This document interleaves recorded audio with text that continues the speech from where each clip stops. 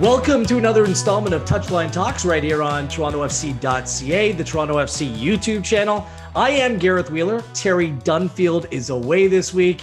He's on academy duty. You can get his academy update on next week's Come On You Reds podcast as per usual. But with the team back home, building in the right direction, all kinds of momentum, good things happening right now. Who better to chat with than the Toronto FC general manager himself? It was a pleasure seeing him very briefly inside BMO Field last week, styling and profiling it as always. Good to see you once again, Ollie Curtis. How are you? I'm doing well, Gareth. It's good to be here.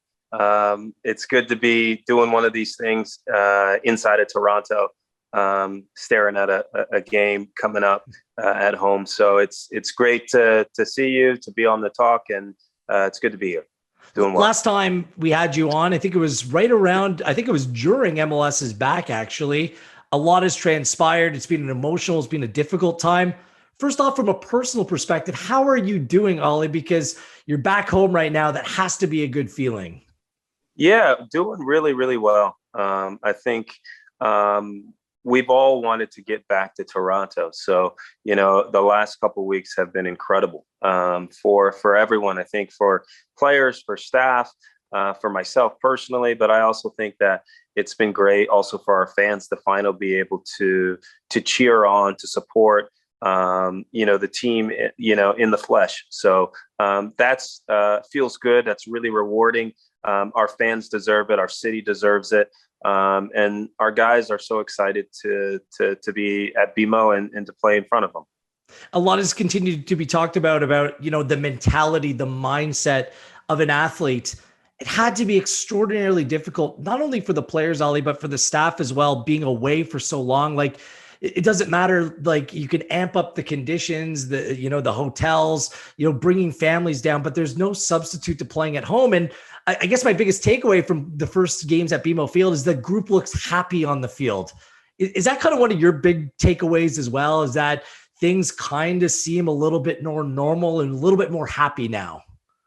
I think things are they are more normal, in all walks of life, not just in football, but also outside of football. And in that sense that you're able to live your life, to do your job, to execute in that much, in a better way, and kind of when you analyze everything, you understand that, like, even, playing on the road it's such being on the road and then playing all those games, it's such an impossible task, especially if you statistically look at, winning and success of MLS clubs on the road historically. I think it's between 15 and 20%. And so it's a real uphill battle, but us putting the results aside, you're dealing with human beings that have families and everything else, from staff to players, and it's a big, big operation. And so it's a heavy, heavy lift. And so, of course, we try to design things and set things up in a way such that we can win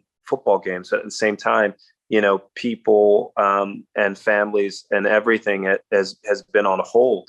And so, you mentioned, this happy component, and people are happy. It is so, it's so difficult to articulate the experience that we had in Hartford, the experience we had, and then the experience that we had in Orlando was exponentially even that much more challenging, given we had already had one tour of duty, and to go on the second one was that much more challenging. And so, the guys are happy. We are happy. Our fans are happy. And, it is where we always wanted to be, and it's where we belong.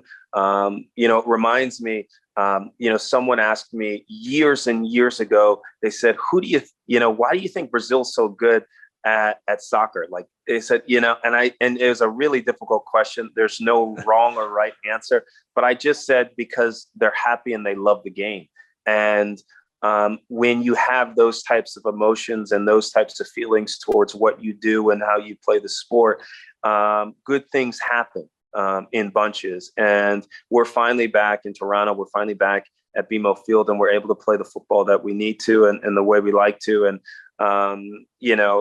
performance in sport is so contingent, not just about the science aspect and the physicality, but also the mentality and emotionally everything else. And so, so excited that we're back. And also that means that, our city, our country, our province is in a better place from a COVID perspective. It means that, the case count has decreased, the vaccination rate has increased. And that's a positive thing, for lack of a better phrase. That's good. It means people are more safe, and that's really important. Yeah, I gotta say, like that first game back at BMO Field, like I was at the games, obviously, at the end of last summer. Not the same without fans in the stadium. Having that connection is so important, and we're going to talk about that a little bit. Plenty to get into about your side as well. But let's start carrying on about getting people inside the stadium and the return to BMO Field. How has it gone from your perspective? And you touch on a lot of different things, Ollie, from the logistical perspective, from the player staff reaction to the response on the field. So how has it gone for you thus far? I think it's gone well. It's a process, though. It's not a light switch that just turns on and off, and it'll take some time. But I think it's been very, very positive. I'll try to dissect it. I think having fans in the building has been incredible, and the support that in terms of getting those fans in the building operationally and in all ways, I think people have done a really fantastic job, of teamwork to make sure that fans are coming in and they're safe and they're able to enjoy the experience. And so very, very pleased about that. I mean, the fans in the building give you so much energy and love and life and juice.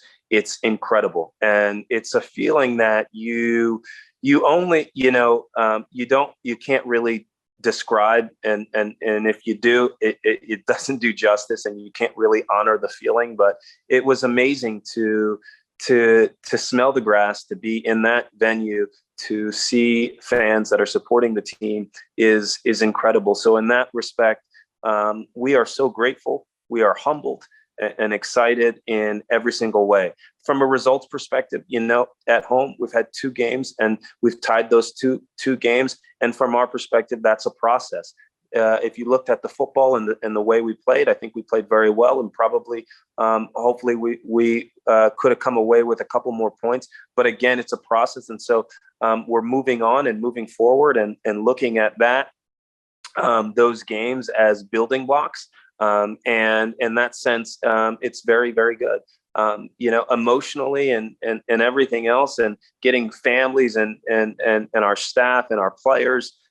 It's been fantastic, and it's been such a lift to be playing at BMO Field. And so very pleased with the results.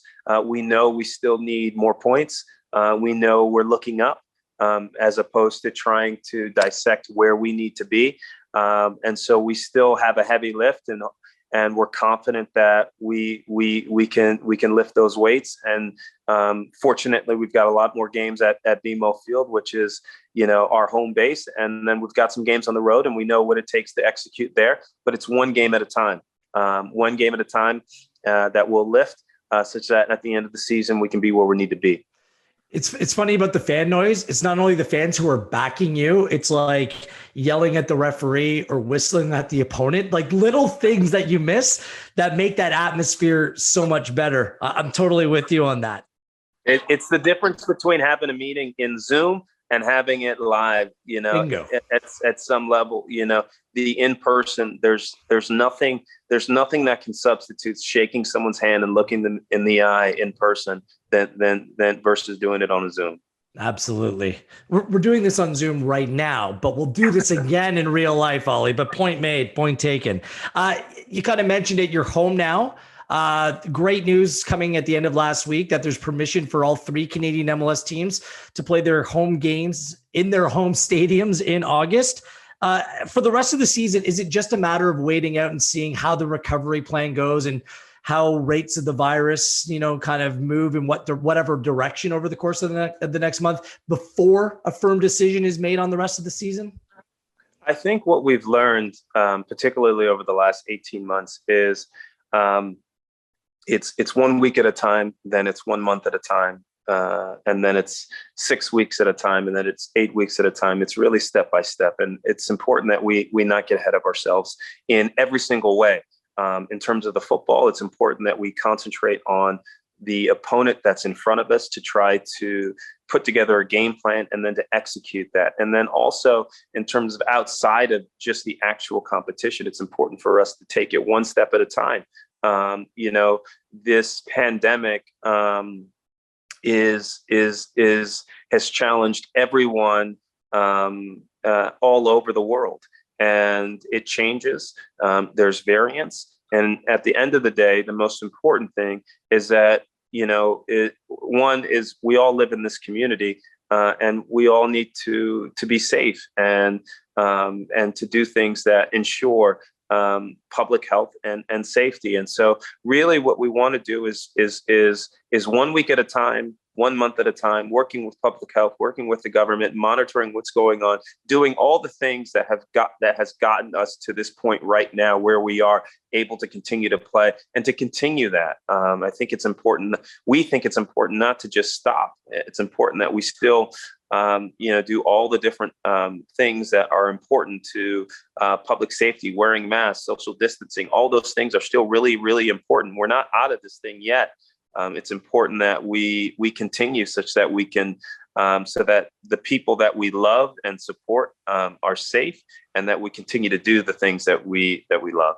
Has MLS or the Canadian government asked for any other steps to be taken, or is there a next hurdle that you need to overcome here? We have regular conversations with Major League Soccer and the Canadian teams, and those are fairly frequent, every week. And, we've got a ton of different teamwork and coordination within Maple Leaf Sports and Entertainment.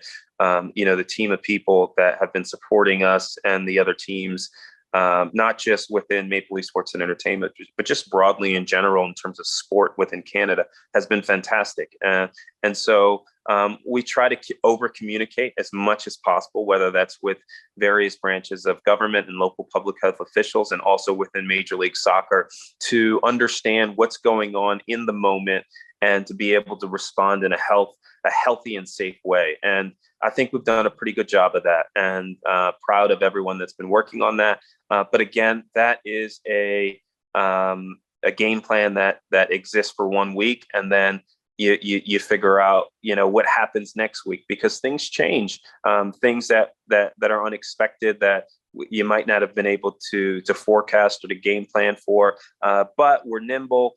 We've got a lot of hardworking people that are flexible and all those types of things. And so I think we've put together some really good processes. We've got some really smart, hardworking people that are like-minded, have the same objectives in terms of health, safety, and how can we play at BMO. And so we're just elated that we're there. We're here. It must be tough, and I think we've all got used to it to a certain degree, operating with short-term plans rather than the long-term plan being absolute. Traditionally, that's what big companies, big clubs love to do, look into the future, but everything has been shrunk down to a certain degree. But there is one question I need to ask, because I know that fans have been asking me, how do I get my hands on some tickets? How do I get inside the building? Is there a plan to open things up a little bit more so more fans across the city can make their way down to BMO Field and cheer on Toronto FC? Yeah, I mean, I think those, in the same way that the decision to go to 7,000 to 15,000, all those decisions are really team-oriented and coordinated. And, it's important that everyone has a voice at the table to ensure that the smartest and healthiest and safest decision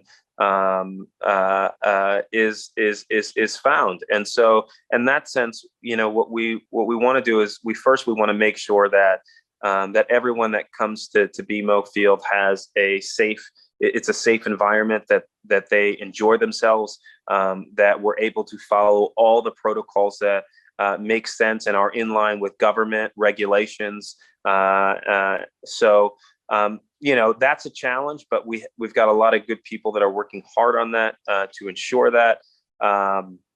Will we increase will the capacity increase? We'll see. We'll take it like I said, we've taken this thing 1 week at a time, one month at a time, one game at a time. And so I think that's the most important game plan. And of course, to the extent if we were able to, increase our capacity in a safe way, we would love that.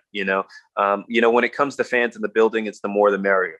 But at the same time, we just have to be safe and one step at a time, this thing, such that, we don't have any setbacks and we can kind of continue to play our football and have the fans and everything else.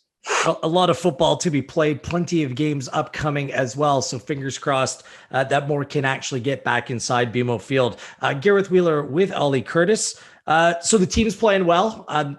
Just need to watch them to see that they're playing with a lot more life right now, undefeated in their last 4. And you're starting to climb that hill. I think that you mentioned that, Ollie. Climb your way back into the playoff race. 7 teams in the Eastern Conference make the playoffs this season, so it shrunk down a little bit, meaning that you're 9 points back of that 7-point team. Do you have a specific point total in mind when you run the numbers that you think that the team needs to get to put themselves, yourself, I should say, in playoff contention? I mean, I know the numbers, I know the averages, I know where the line typically falls, at 7, at 8, at 4, at 1, at 2, at 3. So a lot of that's just based on history. At the same time, we're in an unprecedented time, just in terms of the schedule congestion, the national team, all the national team commitments and all those types of things. The season that we had last year and the season that we have this year will be different than these seasons have been different than any seasons that we've ever experienced. And so in that sense, the point totals could be an anomaly. Our objective is to take this thing one game at a time. And each game we have an opportunity for 3 points. So the game against Nashville, there's an opportunity for 3 points. How do we find a way to grab those? And after that, then we'll game plan for the next game and so on and so forth. So that has to be the approach. We understand that there is a horizon, that there's a mathematical total that you have to arrive at, and that's got to be at least in the top 7. And so, we're all, we've got a lot of smart players, a lot of smart staff, and we're cognizant of that. At the same time, the smartest thing for us to do is to be cognizant of that horizon and that playoff line, but really taking things one game at a time. And to the extent, one game at a time, that will hopefully allow us to be where we need to be, when the temperature changes, it's a little bit colder and you can feel and smell the playoffs right around the corner. Yeah, and you said it. And I've been calling the national team games, but it kind of skips your mind a little bit how it impacts the team. I mean, the Gold Cup's a little bit of a different story as you have players who are actually missing league games, but there's massive World Cup qualifiers where players across Major League Soccer are going to be well represented through the CONCACAF region. So, we're in a transfer window, a trade window right now. When you think about your team, how much does that come in and, kind of is a big part of your thoughts in terms of what you need or what you already have in your group? Yeah. I think that we all have felt that we have, a lot of quality in the team. Now we haven't, always fared so well in the execution of what we're doing on the field, and that's reflected itself in the results. But in terms of the quality and the talent that we have in the team, we feel really good about, especially when you think about, some of the additions that we've had just in Kamar Lawrence and Jefferson Soteldo, Dom Dwyer that we made, in the primary window. That coupled with some of the players that we already have, we feel really good about every team that we play against. And so when you look across at the opponent and you analyze their players, their style of play, and everything else that goes, all the different variables that go into success, we feel really good about that. And when you look at that key ingredient, which is product quality or player quality and talent and roster talent, we feel excellent about that. So we feel good about our guys. And we're in this new chapter where, some of our new guys, they've only played two times in Toronto. They're living in hotels or temporary housing because they just haven't really settled in yet. And so we're excited. At the same time, there's some things that are just happening that are new. To be honest with you, I'm super excited for Achara.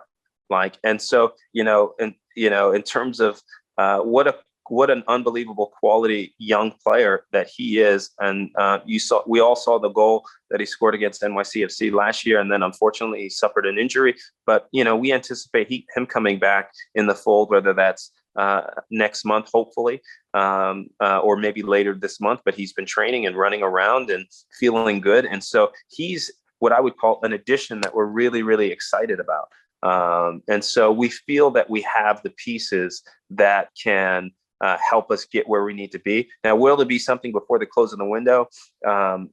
Potentially. We're always in conversations. I had some conversations earlier today. I do that, regularly, and I'll do that until the deadline to see if there's opportunities for us to not mortgage our future, but improve our team in such a way that it'll help us. But at the same time, there's a balance there.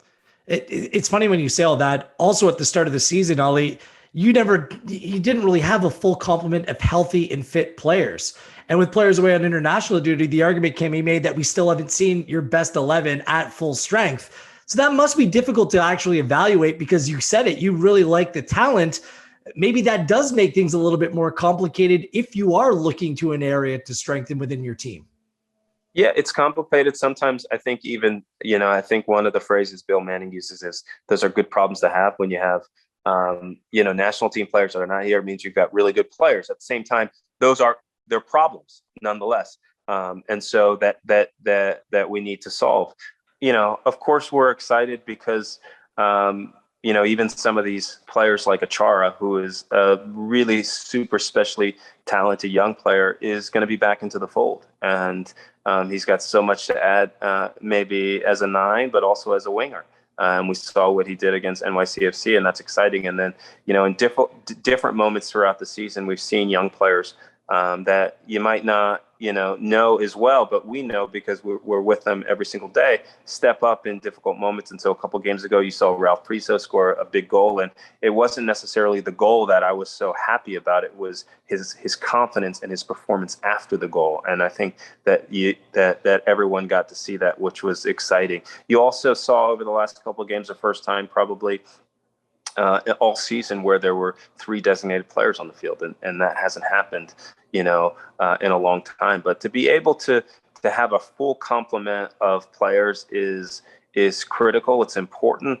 At the same time, every team has to find ways to find solutions and to manage through moments where there's just not that full complement of players, and we just need to find a way to get results. And that's the situation that we're in. But we've got a good roster of players. We have talented players.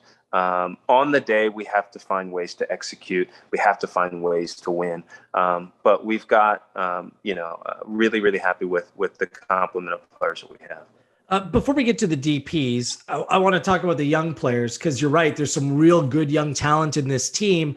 But with a lot of experienced players coming back into the group, will some of them require loan moves, maybe to go off and play elsewhere in order to get that game experience? Or does the changing shape of TFC2, does that provide an opportunity? I think there has to be solutions. There's never one answer. There's always, kind of like you mentioned, there's always a few different answers for maybe an issue or a problem, or however you want to characterize it. And so, in some respects there's TFC2, and in other respects maybe there's domestic or international loans, which we've employed and we're continuing to look at that. In other ways, they're going to challenge for first team minutes. When you saw, what Ralph Priso did in the last couple of games, your performances, your work ethic, your training, all those things, they bring about questions. Should I play? Should I play him? Should I not? How long should he play? All those questions, I think, are good questions that our young players are asking, and we'll have to manage through that. I do anticipate potentially having maybe a couple loans here or there. If that's the right solution, and been working with a couple players and their representation to see what that looks like. The focus, though, to be honest with you, the focus is on, in so many respects, it's on each player individually, but also most importantly, it's on the collective. And in terms of the collective, it's how can we get a result in the next game? And what will best support that in training? What will best support that in the game? And we'll see how things unfold. There's, earlier we talked about different national team commitments and things like that. And sometimes, and then there's going to be injuries. And so we're going to need guys to step up. And even if a guy might not be called on for, 20 games in that 21st game of the season, we might need him, and he might play a really big role. And in that sense, that could be the difference between getting in the playoffs or not, or that could be the difference between, being in the 5 seed versus the 4 seed or whatever it may be. But, football is the ultimate team sport. Everyone is important. Everyone counts, and everyone can make an impact.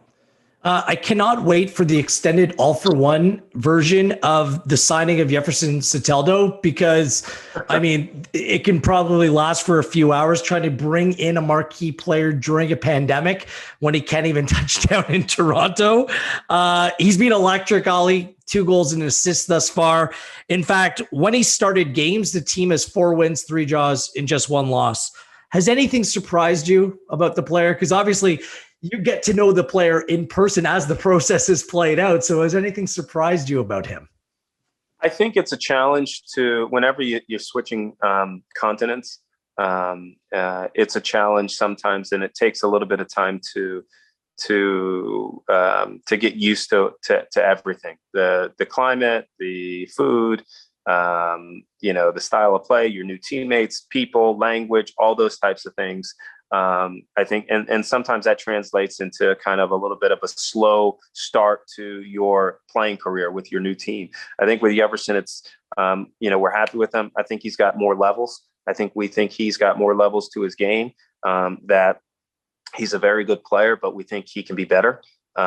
We think he can help our team in a more impactful way, and he's been impactful. He's a big part of what we're doing, and that's why we signed him as a designated player. And he's electric. He's exciting. To be honest with you, I've been around this game a long time, and he's the type of player that you want to buy a ticket, that you want to come play, because every time he touches the ball, you don't know what he can do. Whether that's a pass, that's a cross, whether that's a really fun dribbling episode. And so he's a really exciting player, to say the least. But again, I think, he is, as much as I want to focus on Jefferson, he's a part of the collective. And this thing is going for us to achieve the goals that we want to achieve. It's going to be about Jefferson. He's going to be a big part of that, but it's going to be really about the entire team and the entire collective, and everyone taking responsibility for their jobs and their roles in every single moment, whether they're on the field or whether they're off the field, whether that's cheering, supporting. But Jefferson's been good. But what's important for him is, he still hasn't been in Toronto that long. So getting used to the language, the city, that will, like you said earlier, you're more happy. And when you're comfortable, you're more happy. And that translates into better football and better performances. And, we know that he's been good, but he has more levels to his game. So sure. As much as and you see the framework there, you can see the connection building between him and Pozuelo, him and his teammates as well. And as much as it's about the collective, absolutely, it's about the team moving forward. Your best players need to be their best players, right? And he's one of them. Pozuelo is one of them. And Josie Altidore is certainly one of them as well. Josie's played a role in the last 3 games since he's returned to the group. How have things gone from your vantage point, Josie coming back into the first team? Well, he's integrated himself in the team. And, at the end of the day, I think what's important is that, he's been an important part of helping us get some of the results that we need, fortunately. And when you look at the last 3-4 games, we've gone unbeaten. And so we know that needs to continue. And like I mentioned about with regard to Jefferson, and Josie is similar in that, is that, we need the best out of each one of our players, and we need each one of our players to bring their best, to give us their best. But at the same time, they're part of this collective, this team aspect. And we're a better team when Josie is at his best. And so, it's a build and it's a climb because we want to make sure that we put him in a position to succeed. And when he succeeds, then TFC succeeds as well. And so I think that that's very, very important. And looking for, of course, looking for more minutes, more quality minutes and everything else. And so that should be exciting. I think he's had some time to build up his fitness and those types of things. So it'll be interesting to see what Javier and the coaching staff decide for Nashville. Absolutely. June was an emotional month, and Josie came back and said, look, it's all about moving forward and making Toronto FC a winner. I'm guessing that attitude permeates through the entire club, Ollie. It's just about moving forward and collectively making this thing a winner. Yeah, 100%. It's always about moving forward and being a winner. And that's professionally, that's our job.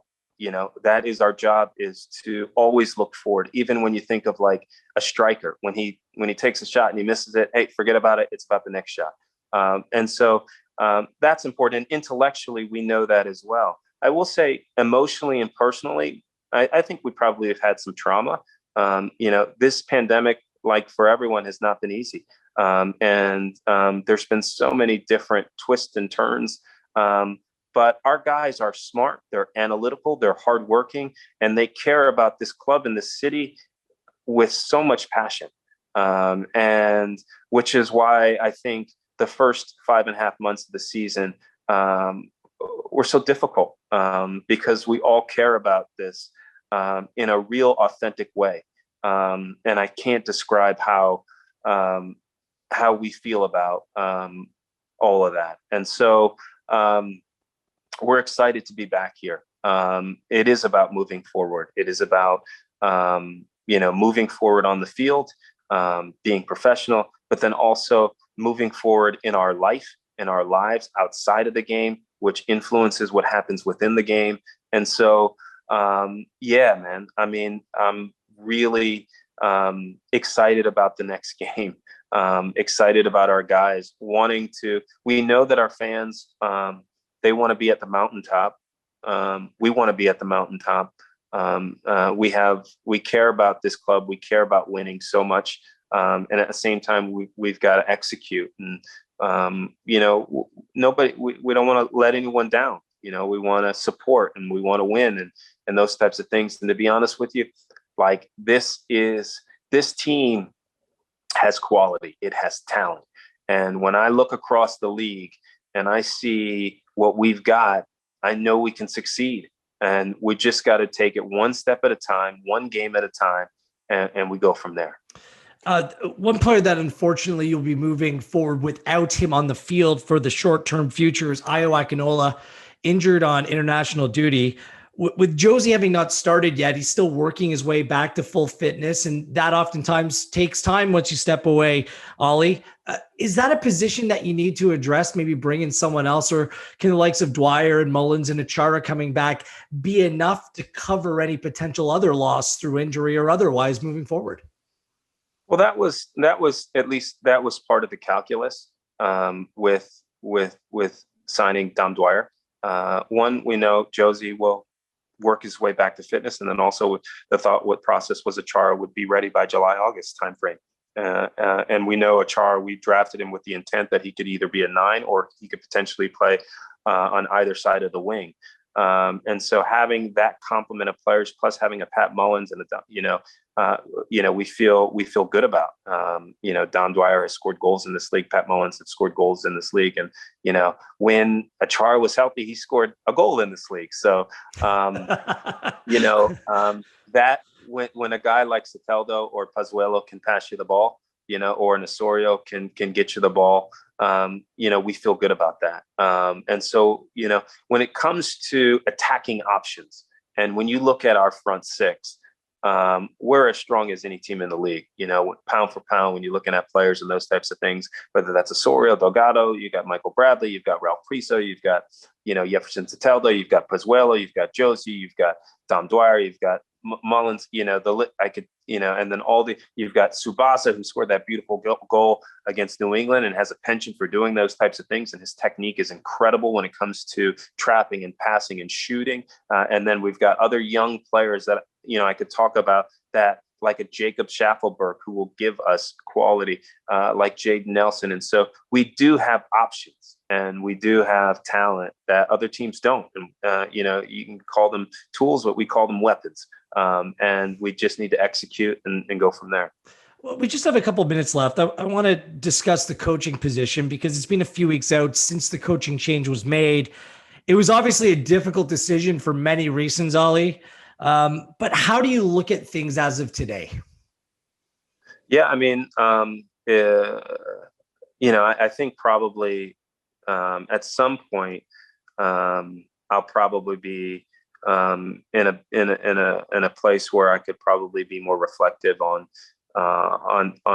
everything that transpired.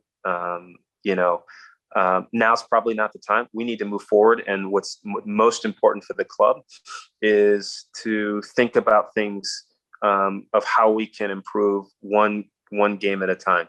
In terms of what's transpired, like Javier's been in place as interim coach for 4 games and we're undefeated. So in that sense, we're also in a results driven business. And in that sense, when you can play games and not get beaten in our league, that's good. And so in that respect, we're in a good place. And Javier and the coaching staff have done a good job and the players are responding. Now there's tons of different variables, I think that play into that, but we're in a good place right now. Now we're not where we want to be from a standings perspective, but when you look at the last 4 performances in that respect, we've built, and like I mentioned earlier, there's no light switch in sports. It's not all of a sudden, even if it's not all of a sudden when you sign a player, boom, the team is amazing, because it's a team sport. It's not all of a sudden that you come back to, a home venue and the team just substantially and dramatically plays different. But we've been able to adjust in such a way that has given us a chance to execute. And we've done that over the last 4 games. And that's important and that's critical and it's what we need. And also we take those 4 games and we build upon that so that we can give another great performance, hopefully in the next game. And so everything that we can do, hopefully builds in a right way such that we can try to get our 3 points. Yeah, I mean, it's not easy for any staff member, to lose someone that you care about, that you worked so hard alongside. The coaching staff probably deserves a lot of credit, but for what they've been able to do over the last few weeks here, Ollie. But is there anything that they've implemented on the field, or you and the technical staff have helped implement, that has changed things here over the last 4 games? Is there anything from a technical perspective or standpoint? I think first I would say we win as a team and we lose as a team. And when one person fails or doesn't meet the mark, that is reflective of the collective. And so, and when one person succeeds, that's also a result of the collective. And that's our mentality and that's our approach, never to leave a man behind. And I think that, I can't underscore the impact of moving back to Toronto means. And for players, for mentality, for families, for physicality, emotional support, and translates into everything else. It's a phrase where people say you just had to be there. And that's the best way I can articulate it in this moment, at least right now. I think that, the coaching staff has tried to really analyze what happened in the first dozen or so games and to take some things there and then to apply, but also to apply some new things. I think Javier has to put, as a head coach, you have to put your fingerprint on what's happening. I think we press, but maybe not as much. I think we possess, but maybe not as much. And so in some respects, I think it's a little bit of a hybrid that we've been seeing, but based on the group that we have and what we have, and, Jefferson Sateldo, we didn't have him last year and all these types of things. And now he's coming into his fold. And so Dom is now is gotten some more minutes. And so, the team is executing it. They're in a good way. But it's important that we take it one game at a time. We build upon each game and we go from there, locked in and ready to execute. All right, Ollie, this has been great. Anything else that you like to tell Toronto FC fans out there? A proclamation, a signing, an announcement, anything to offer? I mean, you've known me long enough. I'm the type of dude that like does not share a whole lot of stuff publicly, not because I don't like to or anything like that, but just because I know sometimes it jeopardizes my ability to actually execute it. And so sometimes it's on the tip of my tongue, and I'm always working on stuff. But I know I want what's best for the club, and so in that sense, sometimes I'm locking it up. But we're always working at ways to improve the team and get better. It might happen. I'm not sure before the transfer window closes. But what I would say is in every single moment, it's important that we are strong, that we have belief in each other, that we have belief in ourselves, and we go out there and we try to execute. And I've been in difficult moments before. I remember one time I was in a town hall meeting where it was a difficult moment, and we got out of it. And we're in a difficult moment now, but we've really turned a corner, and it's important that we build upon that 1 week at a time. So everyone should be excited. We've got some quality players. We've got a great staff. We believe in ourselves. There's much to be excited about. And let's take this thing one game at a time. And excited to see all the fans at BMO Field. That's the thing. I've always said it. Adversity reveals character, right? We've been to the top of the mountain once. You'll get back there again. But the process is all important as it plays out. And we're looking forward to seeing how it plays out. Look, it's been a roller coaster of a season emotionally, now in terms of form as well. And we're hoping that things continue to build in the right direction over the course of August and the rest of the season, with the Canadian Championship upcoming as well. Ollie, all the best to you and your family. It's great catching up. I'll look out for you this Sunday night at BMO Field. Nashville rolls into town, and hopefully this time we all get to go home celebrating a full 3 points. Absolutely. I appreciate it, Gareth. Thanks for the time and all the thoughtful questions and ideas. Great to see you. Great to have this chat. He is General Manager of Toronto FC, Ollie Curtis, joining us here on Touchline Talks. We'll be back next week to break down the week that was, the national team in action as well. All of that coming up next week on Come On You Reds.